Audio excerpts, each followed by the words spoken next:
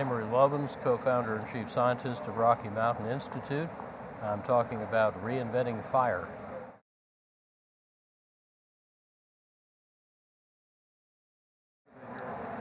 I'm going to talk about how the United States, for example, can triple its energy efficiency and shift its energy supply to 3/4 renewable. Specifically, how to run a 2.6-fold bigger U.S. economy in 2050 with no oil, no coal, no nuclear energy, a third less natural gas, $5 trillion cheaper than business as usual, counting all hidden or external costs at zero, like no carbon pricing. We're not even assuming what you have in BC. With no new inventions and no act of Congress, the transition led by business for profit. We are actually applying this same approach now for the Chinese government to feed into their 13th five-year plan. A team of Canadian engineers and analysts is working on it here. I think it has very wide application around the world.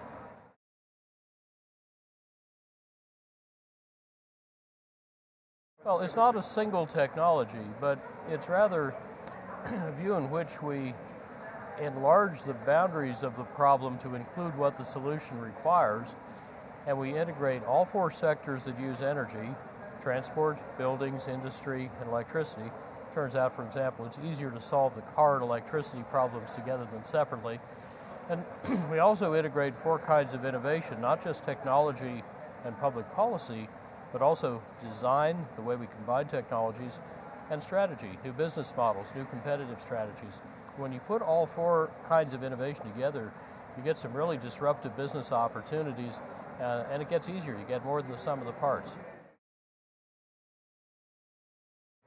Well, most of our energy is wasted, and we keep improving ways to save it faster than we install them, so the unbought reservoir of negawatts and negabarrels savable energy keeps actually getting bigger and cheaper.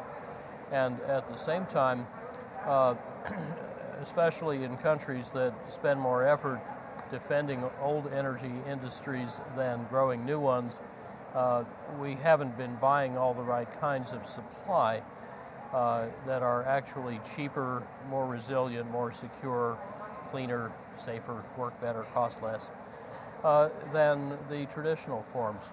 In the United States right now, even our relatively cheap-looking natural gas is being beat out by solar and wind power. They're both cheaper in levelized cost of electricity than a new, very efficient gas-fired power plant. And that's where the smart money's going. It's shifting away from fossil fuels. It already shifted long ago away from nuclear. That's uninvestable. And it's going rather to efficiency and modern renewables. They're taking over the market, and they're scaling incredibly fast. Solar power is scaling faster than cell phones.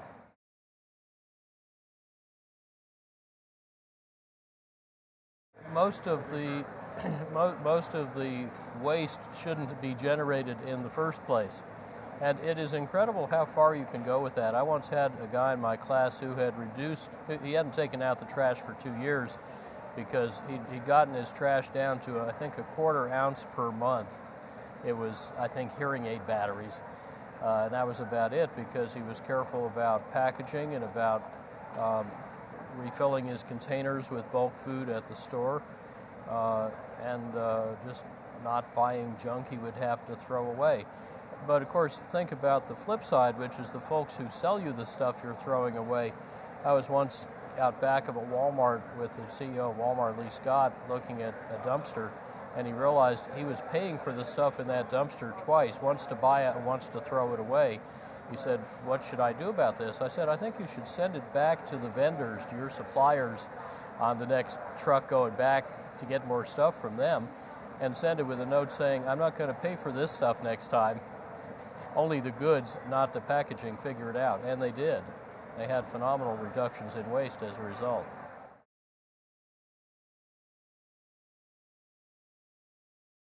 Oh yeah, Procter & Gamble and many other vendors of packaged consumer goods are already onto this. That's why we get now concentrated detergents that aren't mostly water, and it's why a lot more of us are using tap water instead of bottled water. It's really just paying attention and thinking about where stuff comes from, where stuff goes, not paying for waste.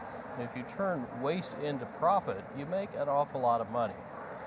About 99.98% of the molecules flowing through the U.S. economy, and I think Canada is roughly similar this way, is waste. Only about 7% of what we extract from the planet, what we grow or mine, actually ends up in durable goods. And only a few percent of that comes back to create more value. The system's 99.98% pure waste. There can't be a bigger business opportunity on the planet than designing out the waste. It's fashionable to say it's lack of leadership, and in my country that's often true. Fortunately, there are great mayors and other public servants all over both our countries that are doing a very good job at a local level, and I think most of the leadership is at the mayoral level, and after that perhaps provincial, least of all often at the national level where it's really hard to get things done. But I think really the responsibility is more in the coevolution of private enterprise and civil society. Those are the two most dynamic forces in our economy. And when they get their incentives aligned so they both make money the same way by doing more and better with less for longer, amazing things happen.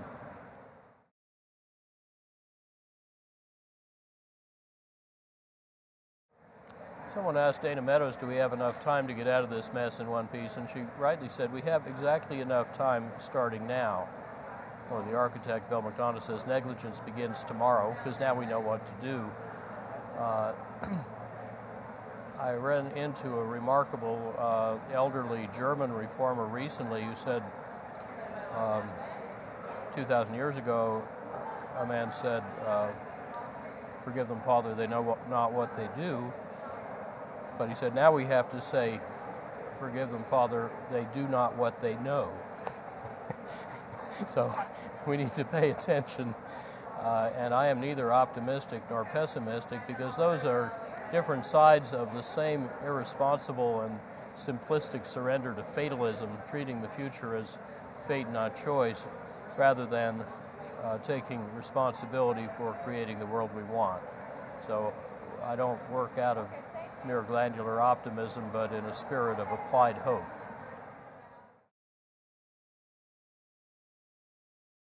I think Globe's a really important forum for sharing the latest best practices. The networking is excellent. There are very knowledgeable people here from everywhere in all walks of life, and I'm having a lot of fun meeting new and old friends and learning new things.